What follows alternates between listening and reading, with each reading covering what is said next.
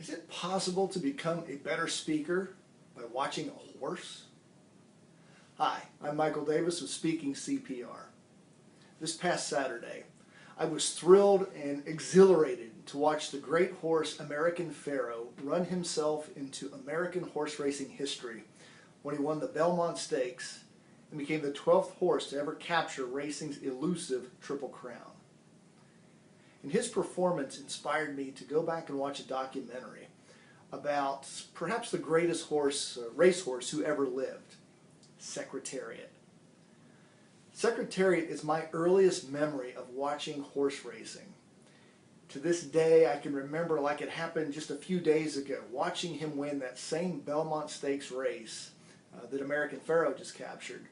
But the way he won it was just spine-tingling.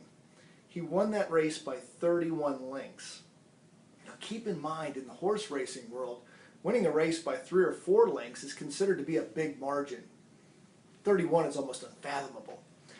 But as I watched this documentary, I was really taken by how horse racing, like so many other sports, is a team effort. It takes a great trainer to bring the best out of a horse, and it takes a great jockey to be able to handle that horse and know when to push the horse and when to hold it back. Well, there was a phrase that I heard in this documentary which described that Belmont Stakes race, and that is, the jockey was talking. He said, you know, we won the first 2 legs of the Triple Crown, and after the first turn of the Belmont, I just decided to let go, to let this horse see what he could do. And boy, did he ever. And as I watched the story of Secretariat and was reminded of his greatness, I started thinking about speaking. I realized that so many people have the ability to be a great speaker within them, but so often they're held back.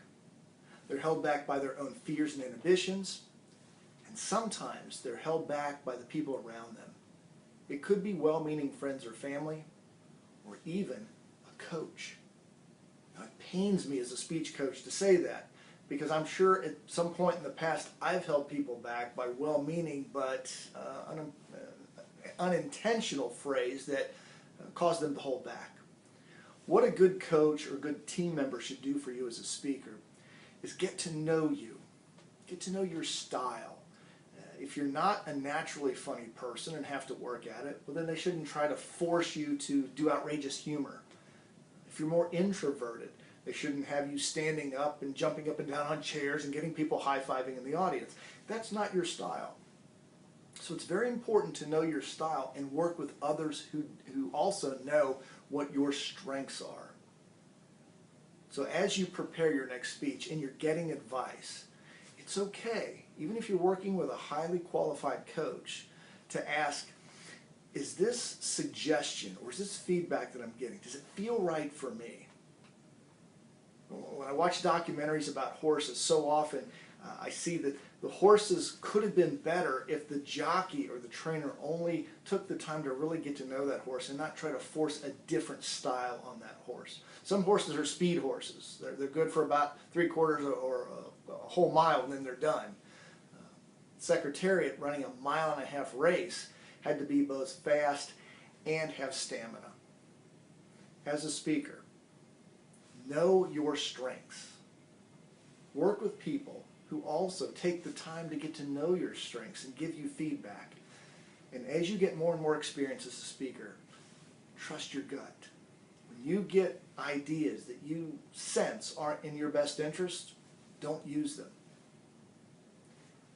Only when you are comfortable with your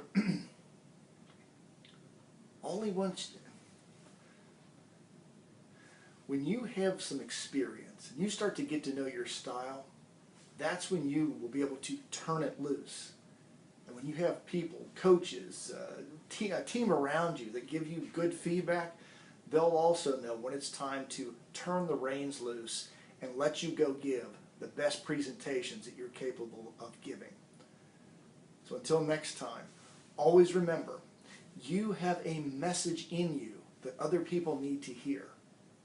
Craft that message well. Deliver it in a dynamic style, and you will impact more lives than you can ever imagine. See you next time.